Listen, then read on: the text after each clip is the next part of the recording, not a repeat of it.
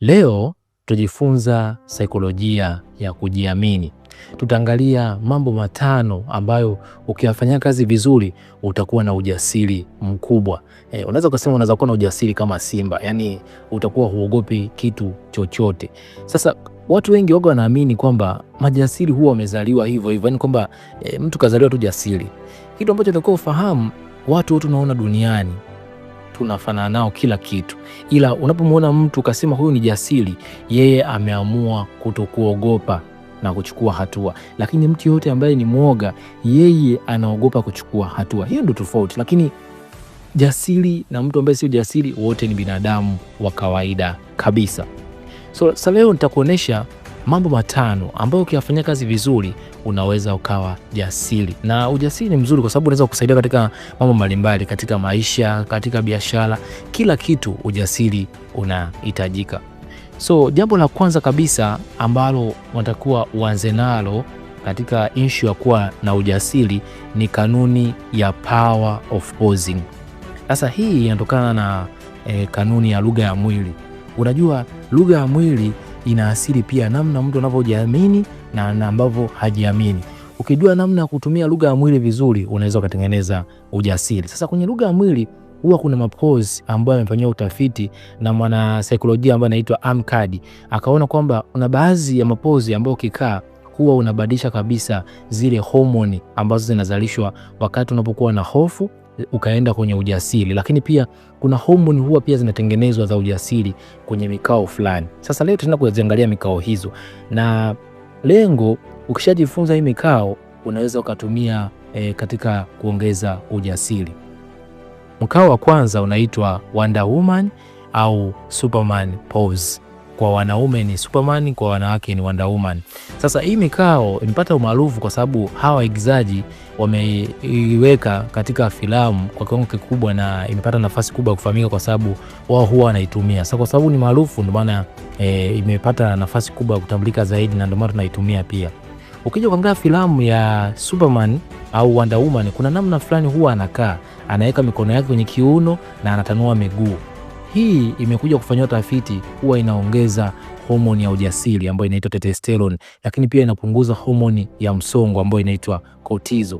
Kwa hichi kitu unaweza ukakifanya, lakini mara nyingi usikifanye mbele za watu. Kwa mfano labda unaenda kwenye interview afu unaogopa hiyo interview, unaweza kaingia kwenye washroom ukafanya ile pose. Unafanya vile unakuwa unaufanya mwili wako utengeneze hali ya ujasiri, na mwili huwa kuna namna unaushawishi ubongo wako kuendana na vile ambavyo mwili ulivyo. Ukiwa umeonekana mnyonge, na akili yako pia itaendana vile vile na wewe ulivyo.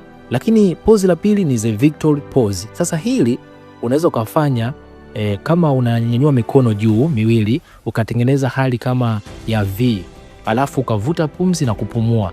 Na hii mara nyingi ifanye ukiwa peke yako, sehemu ambao watu wengi hawakuoni, kwa sababu ukifanya mbele za watu unaweza kuonekana kituko. Unapofanya vile unafanya kwanza hali ya utulivu, alafu unakuwa unatengeneza hali kama ya kushangilia, kwa sababu unapoinua mikono juu huwa mara nyingi inafanya na watu ambao wanashangilia. So unatengeneza hali ya kutulia na unatengeneza hali ya kupata ujasiri. Lakini pose jingine ambalo linaweza kusaidia kuboost ujasiri ni the CEO Rain. Unajua mara nyingi ukienda kukutana na watu ambao ni wakurugenzi kwenye makampuni mbalimbali, utakuta amekaa kwenye kiti, ameegemea kwa nyuma. Hiyo ni ishara ya kumiliki hilo eneo, yani utulivu wa hilo eneo. So unaweza kulifanya nawe pia hili pose, kwamba kama labda kwa mfano labda kuna jambo unataka kuja kukutana nalo kwenye ofisi yako, watu wanakuja ambao wanakutengenezea hali fulani ya kutokujiamini, unaweza kutengeneza hilo pose. Ukaigamea kidogo kwenye kiti, alafu ukanyosha mikono yako nyuma kwenye kichwa, ishara ya utulivu, zeni ukavuta pumzi na kupumua. Hiyo utakuwa umetengeneza hali ya utulivu. Lakini pia kwenye lugha ya mwili kuna vitu vya msingi vya kuzingatia. Cha kwanza kabisa, unapokuwa unaongea na mtu, jitahidi uangaliane naye machoni. Ukikwepesha macho inaonyesha kwamba hujiamini kwa kile unachokisema. Lakini pia mabega yako, kifua chako kiwe kimenyanyuka vizuri na kichwa chako kiwe kimenyanyuka vizuri, sio umeangalia chini, na usio unajishikashika sana shingo, uso. Hiyo inakuwa inaonyesha ishara ya wasiwasi au hofu. Lakini ukiwa kwenye hali ya kujiamini, umeinua vizuri kichwa, mabega yako yamenyoka vizuri na kifua chako kimekaa vizuri na unamtazama mtu, japo sio kwa sana, kwa sababu ukimtazama mtu sana pia na yeye sio nzuri, hiyo inakutengenezea hali ya ujasiri. Lakini pia hata na wewe mtu ambaye unaongea naye atakuona pia wewe ni jasiri. Haya mapozi ambayo tumeyazungumza usiyafanye mbele za watu, kwa sababu ukiyafanya mbele za watu utaonekana wewe ni kituko au unafanya kitu ambacho ni cha kushangaza. Lakini ukifanya kwenye washroom au nje ya watu, kwa mfano labda unaenda kwenye interview, unaogopa, unaweza kufanya hichi kitu na kikakusaidia kuongeza ujasiri. Sasa mwanasaikolojia Amy Cuddy alifanya utafiti akagundua kwamba kuna homoni huwa zinazalishwa pale unapokaa kwenye mapozi haya ya kutulia. Unazalisha homoni ya testosterone ambayo inatuongezea si binadamu ujasiri, lakini pia unapunguza homoni ya msongo wa mawazo ambayo inaitwa cortisol. Kwa unaweza kuona ni kama ni kitu ka kawaida, lakini ukikafanya kanaweza kubadilisha kabisa mtazamo wako kabisa wa ile hali ambayo unajionea kwamba uwezi au una hofu, na ukaanza kupata ujasiri, kwa sababu mwili wako una namna fulani ya kushawishi ubongo, yani akili yako kuendana na kile ambacho mwili wako ulivyo. So anza kufanya hivi vitu na utaanza kuona matokeo makubwa. Lakini jambo la pili ni shinda vita vya ndani. Unajua tunajizungumziaga mambo mengi sana sisi ndani, hata tofauti na mambo ambayo tunayapata kwa nje. Unakuta mtu anajizungumzia mimi siwezi, yani ndani ya mawazo yake, au hili jambo ni gumu. Na kisaikolojia hii imefanyia utafiti, sisi binadamu huwa tunawaza mawazo mara 6 hadi mara 60 kwa siku, na mawazo mengi huwa ni yale mawazo mabaya, yani negative. So mara nyingi mawazo mabaya yale yoga yanatuangusha chini, yani yanatudidimiza chini na yanatuondolea sisi ule uwezo wa kujiamini. Unakuta unajiwazia wewe huwezi, wewe ni dhaifu, wewe hamna kitu. Na mara nyingi unaweza kukuta labda yameanza kutengenezwa na watu ambao wanatuzunguka, na wewe mwenyewe pia ukaanza kuyatengeneza pia wewe mwenyewe kwenye mawazo yako ya akili yako. Lakini sasa usipojua yale mambo ambayo unajizungumzia mwenyewe, nguvu yake yanapokuasili na kukuondolea ujasiri, hutaweza kubadilika kutoka kwenye hofu na kwenda kwenye ujasiri. Sasa kuna mbinu za kushinda yale maneno au mawazo unaojizungumzia wewe mwenyewe ndani kwa ndani. Ya kwanza kabisa, itambue sauti ya ndani. Yale mambo unayojiambia mwenyewe, mimi siwezi, au hili jambo ni gumu, au hili haliwezekani kwa urahisi, au hizi ni fursa za wengine, au mimi siwezi kumfuata. Kwa mfano labda umeona mtu unampenda, unajiwazia mwenyewe moyoni kwamba huyu mimi sitamweza.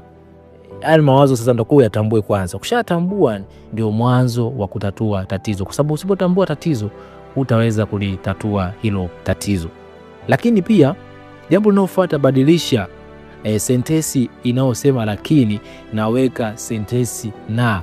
Unajua kwenye sentensi unapokuwa unazungumzia jambo ukasema lakini, waga ina nguvu kubwa sana ya kupeleka kwenye mtazamo ambao ni mbaya, yani negative. Lakini ukisema na, huwa inakupeleka kwenye mtazamo wa positive way.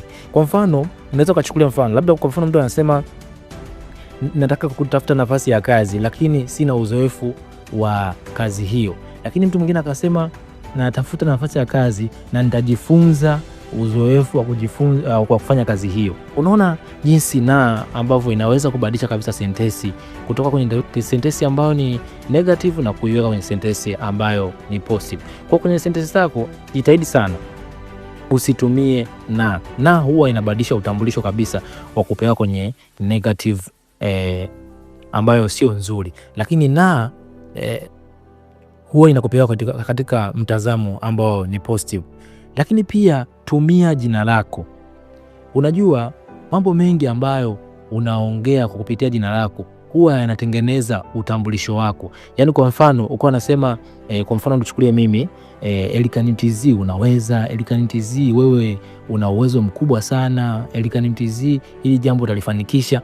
Huwa inatengeneza utambulisho wako kuliko yale mambo ambayo unaongea tu bila kuweka jina lako, kwa sababu unakuwa unaunda ile identity yako, na ukishaunda identity yako inakuwa ni ngumu kuja kubadilika, kwa sababu pale unakuwa unaitengeneza identity yako. Kwa mfano labda unaitwa Sara, unaitwa John, huwa nasema John unaweza, au hili jambo utalifanikisha. Kwa kama kuna jambo linakutokea linakupa hofu au unaogopa kufanya kitu fulani, sema John unaweza, au Elikhan TC hili jambo utalifanikisha. Vile unakuwa unatengeneza hali ya kuondoa hofu na kutengeneza identity ya ujasiri ambao hauwezi kufutika kwa urahisi. Lakini kitu kingine ni tumia neno bado katika sentensi yako. Unajua maneno haya niliyokuambia, kwa mfano lakini na huwa ni maneno madogo, lakini kisaikolojia huwa yanabadilisha kabisa mtazamo wa sentensi zako au maneno yako unayozungumza. Kwa mfano neno bado unapoliweka kwenye sentensi yako huwa inabadilisha kabisa mtazamo wa negative kupeleka kwenye mtazamo positive. Kwa mfano mtu akasema mimi siwezi kufanya kazi hii, lakini mwingine akasema bado sijajua kufanya kazi hii lakini nitajifunza. Unaona, yani neno bado linakuforce uweke na mtazamo mzuri, na bado linaweza kubadilisha hasa ule mtazamo ambao tumejifunza mwanzo wa kutumia lakini, kwa sababu bado itakuforce uongezee tu neno la kutengeneza mtazamo mzuri. Kwa unapozungumza au unapokuwa unapata maneno ambayo yanakuja kwako ambayo ni negative au mabaya, ongeza sentensi bado. Mtu asikwambie kwamba hili jambo uliwezi, sema bado sijajua jinsi ya kulifanya lakini nitajifunza.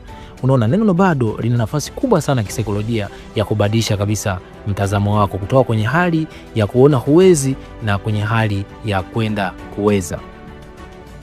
Sasa jambo la tatu la kujenga ujasiri ni fanya maandalizi. Sasa kwenye maandalizi hapa ndo tunatofautisha kati ya wale watu ambao ni majasiri wa maneno na majasiri wa vitendo. Kwa sababu jasiri yoyote ambaye anafanya vitu kwa viwango vya juu huwa anajiandaa. Unavyoona wacheza mpira kama kina Ronaldo au hawa kina wacheza huyu mwanariadha mkubwa huyu Chris Hamilton ambaye ni mwanariadha mkubwa duniani, huwa anajiandaa. So usipokuwa umejiandaa, hata walimu wanapoingia darasani huwa wanaandaa masomo. Hata mimi masomo yangu ambao nakuja kuwafundisha nyinyi huwa naandaa. Usipojiandaa maana yake unakuwa unafanya vitu bila mpangilio, na usipokuwa na mpangilio maana yake utapoteza ile hali ya kufanya kile kitu na ndio utapoteza ujasiri. Kwa hiyo jifunze kujiandaa, fanya maandalizi ya kile kitu unachoenda kufanya. Kama ni interview, jiandae usiku, asubuhi pitia tena ndio ukafanya. Unapokuwa umejiandaa, unatoa ile hali ya hofu, kwa sababu hofu ni hisia, unairudisha katika hali ya mantiki, yani akili ya kawaida. Kwa sababu ukiwa unaongozwa na hisia, manake hata ubongo wako wa akili ya kawaida unakuwa haufanyi kazi vizuri. Kwa maandalizi yanakusaidia kukutoa katika sehemu ya hisia na kukupeleka kwenye mantiki ambao ni ufahamu wa kawaida. Sasa namna gani ambao maandalizi yanaweza kusaidia, au namna gani ambavyo unaweza ukafanya maandalizi kwa njia nzuri na kukuletea matokeo? Cha kwanza kabisa kwenye kufanya maandalizi, lakini pia tengeneza taswira. Hii tunaita visualization. Sasa hii mara nyingi wanafanya watu wengi sana, hata Cristiano Ronaldo, huyu mcheza mpira mkubwa duniani, na hata Albert Einstein alikuwa anafanya hii. Unapotaka kufanya jambo, hata wanariadha wakubwa au wa Olympic huwa wanafanywaga mental rehearsal. Yani kabla kwenda kukimbia kwenye mpira, wanakaa sehemu, wanatengeneza picha jinsi wanavyokuwa wanakimbia, watakavyoshinda. Unajua kwenye ubongo wetu, hii nikupe siri na naomba unisikilize vizuri ili uelewe. Ubongo wetu waga hujui kutofautisha kitu cha uhalisia na kitu cha kufikirika. Ndio maana ukiangalia movie ya Kihindi sasa hivi inaweza ikakuliza, lakini kile kitu cha kutengeneza, ila kwa sababu ubongo hujui kutofautisha unajikuta unalia. Ndivyo hivyo kwamba ukitengeneza picha kichwani uko sehemu fulani, ubongo wako unaamini ile picha ni ukweli. Na hili ni somo jingine ambalo nitakuja kufundisha kuhusiana na masuala ya imani. So unapokuwa umejiandaa na kitu fulani, kitengenezee picha. Unapokitengenezea picha, unafanya ubongo wako uone ile tukio tayari limeshafanyika. Kwa hiyo ukija kulifanya ni kama unafanya replay. Kwenye TV wao kuna sehemu inaitwa replay. Kwa watu ambao ni wazoefu wa kutumia TV watakuwa wananielewa. Unapokuwa unarudia sasa kulifanya ile jambo ambalo lishatengenezea visualization, yani taswira, unakuwa unafanya kama replay. Kwa hiyo unakuwa kama unalirudia kama lilivyo, hutaweza kulikosea. Kwa hiyo watu wakubwa wanafanya, kina Cristiano Ronaldo, wanaliaza. Fanya imagination ya kile kitu ambacho unaenda kukifanya. Yani kifanyie visualization, yani jione ukiwa unakifanya, unavyokikamilisha, unatengeneza ubongo wako kuamini kile kitu huwa kinakuwa vile vile. Kwa hiyo unapoenda hata kukifanya, akili yako na uwezo wako, kwa sababu nimeshaona ile picha, vinakuwa vinajisukuma kuendana na kile ambacho wewe umekiona au umekitengeneza kwenye kichwa chako. Lakini pia jambo jingine kwenye maandalizi, andaa mpango B. Unajua mara nyingi tunaandaga tu kwamba mambo yatakuwa mazuri, lakini ndio uandae pia na mpango wa pili wa alternative, kwamba vipi kama nikiuliza swali hili au watu wakikataa bidhaa hii nitafanyaje ili niweze kuwashawishi. Hiyo inakutengenezea ujasiri. Au unapoenda kufanya kitu hichi, vipi kama kikataa nitafanyaje? Kwa hiyo jitahidi uwe na mpango B. Hii pia inajenga ujasiri. Kwa hiyo jitahidi sana unapoenda kufanya jambo, usiamini tu kwamba kwa njia nzuri. Tengeneza mpango mwingine ambao unaweza ukasaidia kutatua hilo tatizo. Sasa jambo la 4 ambalo linaweza kukusaidia kujenga ujasiri ni sherekea ushindi mdogo. Unajua kisaikolojia, unapokuwa unashangilia au unapokuwa unafurahi, huwa unazalisha homoni ambayo inaitwa dopamine. Na ile homoni huwa inatusaidia sisi binadamu kufurahi na inatufanya sisi tujisikie vizuri. Kwa kama kuna jambo ambalo umefurahia, huwa unamwaga homoni hiyo ya dopamine. Na ikishatokea unakuwa unahitaji tena kufanya ile jambo ili upate tena hali kama ile, kwa sababu mwili wako unakuwa unahisi raha au furaha. Kwa hiyo unapokuwa unatengeneza mazingira ya kufurahia ushindi mdogo unaofanya, unakuwa unatengeneza mazingira ya kuendeleza kujenga ujasiri na kuendelea kufanya hicho kitu kwa nguvu kubwa. So kwa mfano, una malengo makubwa au unataka kufanya kitu kikubwa, anza na hatua ndogo ndogo. Na hii waga mara nyingi tunasema vunja malengo yako makubwa kwenye hatua ndogo ndogo. Tunaiita chunking, yani kuvunja vitu vikubwa vikubwa kwa kuvifanya kidogo kidogo. Kama ni lengo la wiki, lifanye hata ligawe kwa siku. Au kama ni kuandika kitabu, weka kurasa moja kwa siku. Ukiweza kukamilisha hiyo kurasa moja, jipongeze. Unaweza kujipongeza kwa kusikiliza muziki mzuri au kwa kujinunulia kinywaji kizuri, au jipongeze baada ya wiki. Na kufanya vile unazalisha homoni ya dopamine ambayo itakupa furaha, na ukishapata furaha unashawishika kwenda kufanya zaidi lile jambo. Kwa hiyo unapotengeneza mazingira ya kujipongeza kwa ushindi mdogo, unajitengenezea ujasiri wa kufanya zaidi. Kwa hiyo akili yako inafurahi au mwili wako unaona raha kwamba kile jambo kama umeliweza mwanzo, basi utaweza kulifanya tena, na itatumia nguvu kubwa sana kulifanikisha ili tena uje upate ile hali ya kufurahi. Lakini kitu kingine, andika orodha ya ulioyafanya. Unajua mara nyingi tunaandika mambo ambayo tumeshindwa kuyafanya, lakini njia nzuri ya kujenga ujasiri, andika mambo ambayo ulioyafanya, kwa sababu unapoona kwamba kama hili mlifanya likikamilika, inakutengenezea ujasiri kwamba kama hili nimeliweza, basi na mengine nitayaweza. Lakini pia tengeneza confidence bank. Hii ni lugha tu ambayo nimeitumia kwamba unaweza kutengeneza benki yako ya maneno ambayo ulishai kuyasema kwa ujasiri, au matendo ambayo ulishai kuyafanya yakakuonyesha kwa watu kwamba wewe ni jasiri, na watu wakakusifia kwamba wewe ni jasiri.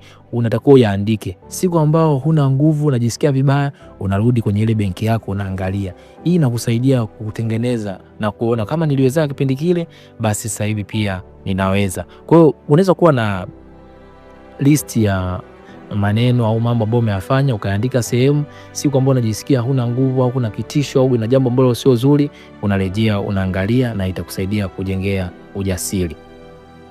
Lakini jambo la 5 ambalo linaweza kusaidia kujengea ujasiri ni kubali kushindwa kama sehemu ya safari. Unajua watu wengi waga wanaona kushindwa huwa ni mwisho wa safari, na watu wengi wanashindwa kufanya mambo kwa sababu ya ile hofu ya kushindwa. Tunaita fear of failure. So mara nyingi ukiwa na hofu ya kushindwa, maana yake huwezi kufanya jambo. Chukulia mfano mtoto mdogo anavyoanza kuwa anatembea, anadondoka, anaamka tena, anadondoka, anaamka tena, anadondoka. Mara nyingi huwa anaendelea hivyo hivyo mpaka anakuja kutembea. Lakini kama vipi angekuwa anaogopa kusimama na kutembea, asingeweza kusimama, na angekuwa hawezi tena kutembea, na angekuwa anatamani kuona watoto wengine wanapotembea na yatembee kama wao, asingeweza kwa sababu ameogopa kujaribu. So mara nyingi anavyoendelea kutembea vile ndo anatengeneza ujasiri.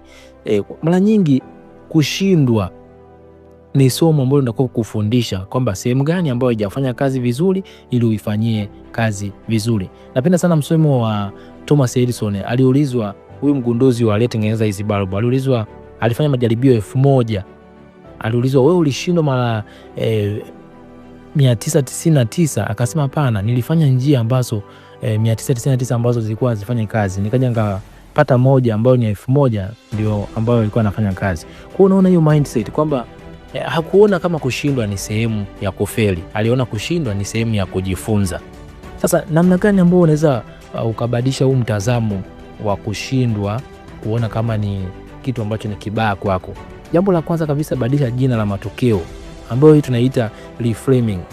Kwa mfano labda umeenda kwenye interview ukakosa kupata hiyo kazi, usione kama umeshindwa, sema nimejifunza namna gani ambayo nikienda kwenye interview nyingine nitafanya. Umeenda kufanya biashara fulani ukaona imeshindwa kufanikiwa, usiseme kama nimeshindwa, sema kwamba nimejifunza biashara hii kwamba haihitaji watu labda wa Mbeya, inahitaji watu ambao wanakaa Arusha.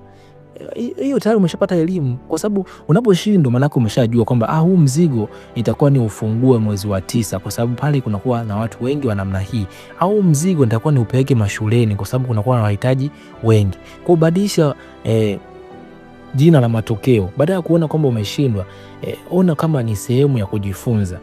Lakini pia jambo jingine, fanya zoezi la exposure therapy. Unajua mambo mengi ambayo tunayaogopa ni kwa sababu tunashindwa kuyajaribu na ile hofu ya kushindwa ambayo inatuasili. Sasa hii njia ya exposure therapy unaweza kuifanya ikakusaidia kuongeza ujasiri. Mfano labda unaogopa kwenda kuongea mbele za watu, nenda kaongee. Kama unaogopa kwenda kumfuata mtu kumwambia labda unayeona labda unampenda, kamwambie. Au unaogopa labda kwenda kuongea na mtu kuhusu labda kupunguzie bei, unajua sasa hataweza kupunguzia bei, nenda kumwambia. Unafanya vile unatengeneza mazingira ya kuanza kujikomaza. Unapokataliwa mara nyingi unatengeneza ubongo wako kwamba hata unapokataliwa hauwezi kufa, hauwezi kuzulika, kwa sababu mara nyingi huwa tunaogopa. Na ngoja nikwambie, hofu ile ambayo unaogopa, kwa sababu ubongo wetu haujui kutofautisha vitu vya kufikirika au vya kawaida ambavyo tunaviwazia na vile vitu vya uhalisia. Vile unavyoogopa ile hofu ya kuongea mbele za watu ni sawa na ile umeogopa kumuona simba. Yaani ni vitu ambavyo vinafanana. Kwa hiyo ili uondokane na hiyo hali, jitahidi kujizoesha. Nenda sehemu ambayo unaona kabisa utakataliwa, jaribu kuomba hicho kitu. Unapokataliwa, hiyo itakuambia kwamba haujafa, haujapigwa, haujafanywa kitu kibaya. Kwa hiyo itakukomaza na kukutengeneza kwamba hata kama ninapokataliwa basi nina sehemu pia ya kuendelea na maisha mengine. Lakini tofautisha kati ya kitendo na mtu. Watu wengi wako wanajizungumzia kwa uhalisia kwamba mimi ni mkosaji au mimi siwezi. Hapo unakuwa unakosea kabisa. Ona kitendo, sio mtu, kwamba leo nimekosea. Usiseme mimi ni mkosaji, au hili limenishinda. Useme mimi ni mtu ambaye nashindwa. Hivyo unakuwa unaharibu kabisa. Yaani tofautisha kati ya kitendo na mtu.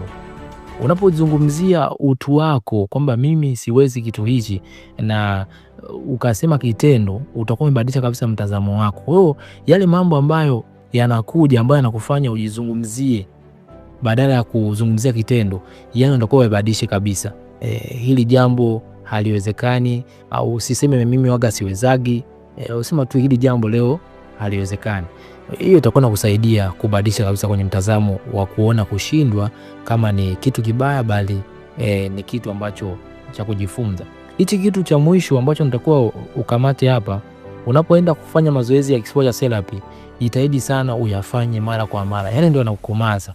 Na unapomwona mtu jasiri, maana yake kashapitia mambo mengi sana ambayo yamemuumiza na akaona kwamba yale ni ya kawaida. Unapomwona mtu anaenda sehemu anamfesi mtu anaongea naye, maana yake kashapitia hiyo hali na akaizoea. Hata kwenye vitabu vya dini, Daudi kabla ya kwenda kumpiga Goliati, alianza kupambana na simba, alianza kupambana na dubu. Kwa hiyo alizoea kwanza vita vile vya kawaida, ndivyo akaenda kwenye vita vikubwa. Kwa hiyo ujasiri utokagi tu eti directive unaenda unafanya kitu. Unatakiwa ufanye kitendo kila siku ambacho kina utishia uoga wako au hofu yako. Hapo ndio unatengeneza ujasiri. Lakini jambo la mwisho, kuna kanuni inasema fake it until you become it. Kwamba usisubiri paka uwe jasiri.